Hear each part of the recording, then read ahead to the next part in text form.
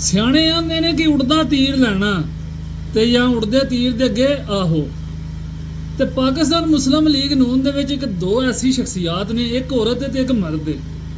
ਠੀਕ ਹੈ, ਔਰਤ ਦੀ ਚਲੋ ਅਸੀਂ ਗੱਲ ਨਹੀਂ ਕਰਾਂਗੇ, ਮਰੀਮ ਔਰੰਗਜ਼ੇਬ ਸਾਹਿਬ ਆ, ਤੁਸੀਂ ਸਭ ਜਾਣਦੇ ਹੋ ਵਧੇ, ਚਲੋ ਉਹਨਾਂ ਨੂੰ ਤਾਂ ਛੱਡ ਦਿਓ, ਉਹ ਆਤੂ ਮਜਬੂਰ ਨੇ, ਬੀਬੀਆਂ ਦਾ ਕੰਮ ਹੁੰਦਾ ਪੰਡੀ ਛੰਡੀ ਪਵਾਉਣਾ। ਤੇ ਇੱਕ ਹੈ ਦੂਜੀ ਚੂਈ ਜੀ ਜਿਹੜੀ ਫਿਰਦੀ ਵੀ ਹੁੰਦੀ ਹੈ ਤਾਰੜ ਸ਼ੁਰਲੀ, ਉਹਨੂੰ ਬੰਦਾ ਪੁੱਛੇ ਜਾਣਦਾ ਤੈਨੂੰ ਪਿੰਡ ਦਾ ਚੂੜਾ ਵੀ ਨਹੀਂ, ਕਦੇ ਇਲੈਕਸ਼ਨ ਲੜੇ ਪੂਰੀ ਜ਼ਿੰਦਗੀ ਦੇ ਵਿੱਚ, ਜਿਸ ਵੇ ਤੂੰ ਆਉਣੇ ਟੀਵੀ ਤੇ ਇਮਰਾਨ ਖਾਨ ਦੇ ਕਿਰਦਾਰ ਦੇ ਬਾਰੇ ਗੱਲਾਂ ਕਰਨੇ, ਉਹਨੇ ਚੋਰੀ ਕਰ ਲਈ, ਉਹਨੇ ਤੇਰੇ ਘਰੋਂ ਚੋਰੀ ਕਰ ਲਈ। ਠੀਕ ਹੈ, ਪਹਿਲੇ ਆਪਣਾ ਕੱਦ ਵੇਖ ਤੇ ਉਹਦਾ ਕੱਦ ਵੇਖ। ਉਹ ਮੁਲਕ ਦਾ ਵਜ਼ੀਰ ਆਜ਼ਮ, ਮੁਲਕ ਦਾ ਕਪਤਾਨ, ਚੈਂਪੀਅਨ ਉਹਨੇ ਬਣਾਇਆ, 50-60 ਸਾਲ ਤੋਂ ਦੁਨੀਆ ਨੂੰ ਜਾਣਦੀ। ਤੇਰੀਆਂ ਕੀ ਖਿਦਮਾਤ ਨੇ ਪਾਕਿਸਤਾਨ ਵਾਸਤੇ ਚੋਰੋ?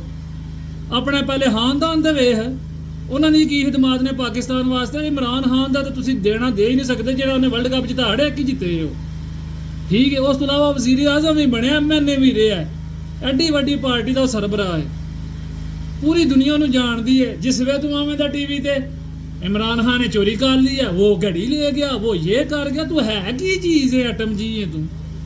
बंदा अपने कद के मुताबिक गल कर दी, किरे गल हो रही हो पाकिस्तानी कौम की पहले ये भी गल खसूसियत बड़ी, कि लैंटर पे पैंदा हो ना तो उत्थे लै जान के भी की ना लेदा, बजरी थोड़ जानी है।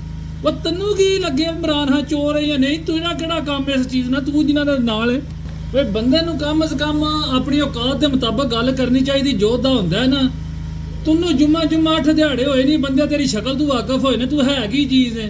कदे तू कौन सा इलैक्शन अज तक लड़िया नहीं है, गल्लां तू कर रहे होने सियासतदान है मैं बड़ा वड्डा। ठीक है, किरे गल कर रही होंदी है इधर आओ तो मन्नू पाओ, ये तेरा करतार है। कम अज कम इमरान खान के बारे गल करने वास्ते पहले उस लैवल का बंदा भी लैके आओ, उहदे तक तुसीं नहीं पहुँच सकते, तुहाड़ियां आवन वालियां 10 नस्लां भी नहीं पहुँच सकदियां हैं। तेरी पूरी आले शरीफ भी रल जे ना, तो इमरान खान का मुकाबला नहीं कर सकते। तुसीं उहदे नाल जुल्म करो, जो दिल करो वो वट एवर, पर उहदे किरदार ते तुसीं गल ना करया करो, पहले अपना कद काठ वेख के ते फिर उहदे मुताबिक गल करीदी। पाकिस्तानी वाल ते तमाशा वेखदी भी होंदी है ते तुहाडे जे विचों निकल के फिर अगों गल्लां करन लग पैंदे ने।